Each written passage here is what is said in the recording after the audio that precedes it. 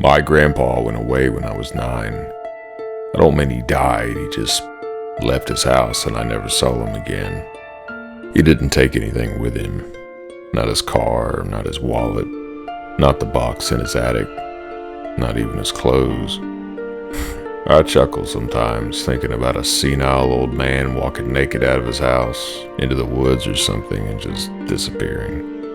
Abducted by aliens, or maybe just falling in a hole or into a cave, dying in some way that his body would be hard to find. It's sad, but it was a long time ago. My dad wasn't that upset about it as far as I remember. He used to say that his dad was a hard man, that he drove Grandma to leave him and pushed him hard to succeed. Grandpa was nice to me, though. After he went away, Mom started sleeping in the little guest room next to mine, and then Dad didn't have much anything to say about Grandpa or his house. I remember Dad seeming surprised that it was in his name, like it was a hassle to empty out the old house and sell it. He ended up hiring movers to gut the place, just threw everything away. Took 3 guys to haul it all out, and the heaviest thing was this old empty box, which reminds me of a weird memory. Grandpa used to tell me stories, not about Grandma. I don't think I ever met her, and he said he locked up all his memories of her, so he couldn't tell me anything. He would talk about his time in the war and the places he traveled after. He said he had so many memories of the places he went and the things he did that he had to buy a big box and lock them all up so they wouldn't escape.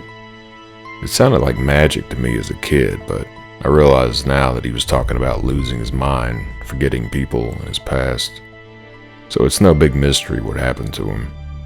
Mom and Dad worked, so I spent a lot of time at Grandpa's house playing. That's what I was doing when he went away. At least, that's what they tell me. I didn't see it happen. I think I'd remember a thing like that. I didn't have any brothers or sisters.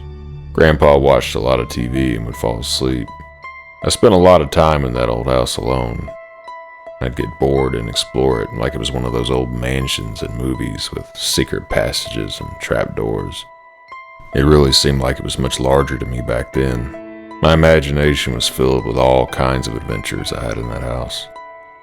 I have distinct memories of squeezing through crawl spaces between walls with pink insulation sticking out between wooden studs, climbing secret staircases that led up and up and up, opening doors that looked like little closets that led to places I wasn't supposed to go, like the attic or the basement or the tunnels. Places I know can't be real. My imagination was so active back then.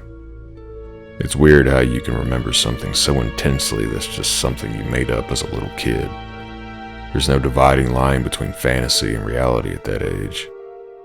I made up all kinds of stories. I even made up a little friend, a girl, who was with me in some of them. She was younger than me, so I could feel like I was in charge. That also meant I had to keep her safe, though.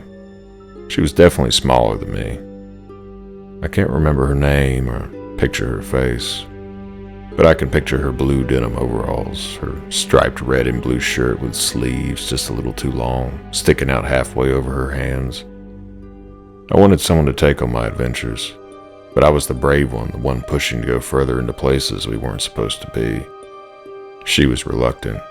She'd follow me and get scared or get stuck, and I'd help her. I was the hero of my stories. Almost all of them. I have this memory that's like a dream, where I'm looking down from some kind of catwalk above a rotted wooden floor several feet below. It looks like a long way down. My friend is with me. We're crawling on our bellies because there's no room to stand up. Above us is the roof, and the backs of rusty nails are sticking out, threatening to scratch. I can see the attic laid out beneath me, rows of furniture and mysterious unknown things, all covered with yellow linen mottled with gray dust. There's a huge black leather and bronze box like a treasure chest behind all that junk that you can only see from where I am. I know I can get to it from here if I crawl down far enough to get over all the junk in front of it and then scramble down on top of it. There's a noise behind me, like somebody tripping on the last stair and banging their knees. I hear her scream, but I don't turn fast enough to see her fall. Her sleeve, red with blue stripes, hanging from a bent and rusted nail in a board above the catwalk, torn by the elbow and dangling threads over a hole in the rotted attic floor. Grandpa is standing up, looking down at the floor beneath him, and I'm looking down at him through the hole. Grandpa looks up at me, and I think he's mad, but he's sad. He picks something up and starts walking towards the stairs. Then he's in the attic with his hands full, and he walks over to me. He asks me to come down, says I'm not in trouble. I'm afraid to come down, but he says it's okay. He puts down what he's holding and wraps it up in the yellow linen that was covering a moth-eaten and dusty chair. I crawled down on my belly, still scared, trying not to look at the hole or the linen wrap pile beside it. He pushes some chairs and crates and other covered unknown shapes out of the way, making a path to the box. I follow him. He opens the lid with one hand. It isn't locked. It smells bad when he opens it up. He asks if I want to look inside. I hesitate, but it's too much to resist.